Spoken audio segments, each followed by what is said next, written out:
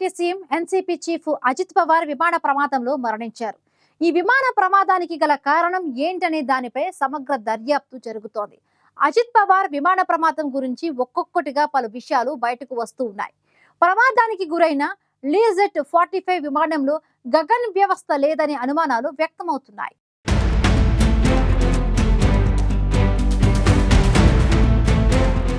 Maharashtra deputy CM NCP chief Ajit Pawar విమాన ప్రమాదంలో మరణించారు. ఈ విమాన ప్రమాదంపై సమగ్ర దర్యాప్తు జరుగుతోంది. ఈ నేపథ్యంలో విమాన ప్రమాదానికి సంబంధించి ఒక్కొక్కటిగా పలు విషయాలు బయటకొస్తున్నాయి. ప్రమాదానికి గురైన లీడ్ జెట్ 45 విమానంలో శాటిలైట్ ఆధారిత భద్రతా వ్యవస్థ గగన్ లేకపోవచ్చనే అనుమానాలు వ్యక్తమవుతున్నాయి. దీంతో అజిత్ విమాన ప్రమాదానికి గగన్ వ్యవస్థ కూడా ఓ కారణమై ఉండొచ్చని దర్యాప్తు అధికారులు అనుమానిస్తున్నారు. గగన్ అంటే GPS aided Jio augmented navigation. ఈ భద్రతా వ్యవస్థను విమానాల్లో తప్పనిసరిగా అమర్చాలన్న నిబంధనలు అమల్లోకి రావడానికి కేవలం 28 రోజుల ముందు ప్రమాదానికి గురైన లీడ్ జెట్ 45 విమానం రిజిస్టర్ అయినట్లు తెలుస్తోంది. దీంతో గగన్ గైడెన్స్ సిస్టమ్ ఈ విమానాల్లో ఉండకపోవచ్చనే అభిప్రాయాలు వ్యక్తమవుతున్నాయి.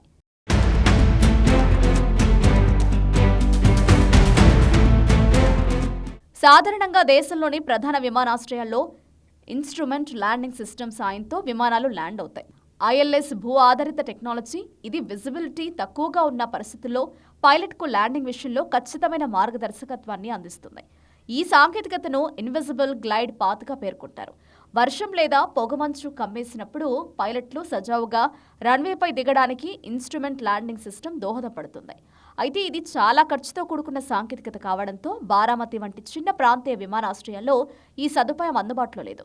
ఈ నేపథ్యంలో చిన్న ఎయిర్పోర్ట్ల కోసం కేంద్రం స్వదేశీ పరిజ్ఞానంతో శాటిలైట్ ఆధారిత గగన్ వ్యవస్థను అందుబాటులోకి తెచ్చింది.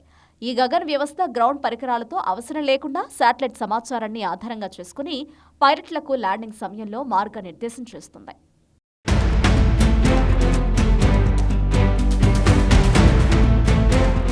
కేంద్రంలోని మోదీ ప్రభుత్వం ఈ గగన్ వ్యవస్థను 2021 జూన్ 30న అమల్లోకి తెచ్చింది.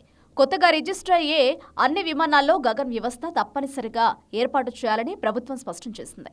అయితే ప్రమాదానికి గురైన లీడ్ జెట్ 45 విమానం ఈ ఆదేశాలు అమల్లోకి వచ్చిన సరిగ్గా 28 రోజుల ముందు అంటే 2021 జూన్ 2న దేశంలో రిజిస్టర్ అయింది. అందువల్ల గగన్ వ్యవస్థను ఈ విమానంలో ఏర్పాటు చేయడం చట్టపరంగా తప్పనిసరేం కాదు. దీంతో ప్రమాదానికి గురైన లీడ్ జెట్ 45 విమానంలో గగన్ సిస్టమ్ లేకపోయి ఉండొచ్చని దర్యాప్తు అధికారులు అనుమానిస్తున్నారు.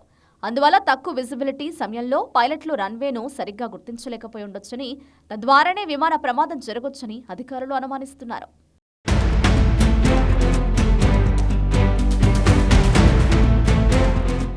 బారామతి విమానాశ్రయం అనియంత్రిత ఎయిర్పోర్ట్. అంటే ఆ విమానాశ్రయంలో ప్రతి దశలో ఎయిర్ ట్రాఫిక్ కంట్రోల్ వ్యవస్థ పూర్తి స్థాయిలో అందుబాటులో ఉండదు. అంతేకాదు ఈ విమానాశ్రయంలో ట్రాఫిక్కు సంబంధించిన సమాచారం స్థానిక విమాన శిక్షణ సంస్థల నుంచి తెలుసుకోవాల్సి ఉంటుంది. ఇలాంటి పరిస్థితుల్లో ఐఎల్ఎస్ లేదా శాటిలైట్ ఆధారిత వ్యవస్థ అందుబాటులో లేకపోతే పైలట్లు సంప్రదాయ స్టేప్ డౌన్ ప్రక్రియను అనుసరిస్తారు. స్థిరమైన గ్లైడ్ పాత్ కాకుండా దశల వారీగా విమానం కిందకు వస్తుంది. పైలట్లు రన్వేను పూర్తిగా స్పష్టంగా చూసిన తర్వాతే విమానాన్ని ల్యాండ్ చేస్తారు. అనుకూల వాతావరణ పరిస్థితుల్లో ఇది సాధారణమే కానీ పొగమంచు వంటి సందర్భాల్లో బారామతి ఎయిర్పోర్ట్లో ల్యాండింగ్ చాలా సవాల్తో కూడుకున్న పని అని విమానయాన రంగ విశ్లేషకులు చెబుతున్నారు. ఒక చిన్న పొరపాటు జరిగినా భారీ నష్టం వాటిల్లుతుంది.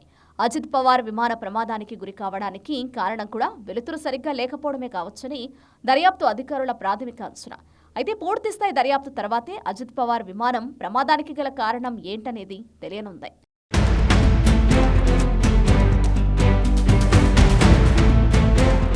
ఎన్సీపీ చీఫ్ అజిత్ పవార్ విమానం ప్రమాదానికి గురి కావడానికి గల కారణం ఏంటనే దానిపై సమగ్ర దర్యాప్తు జరుగుతోంది.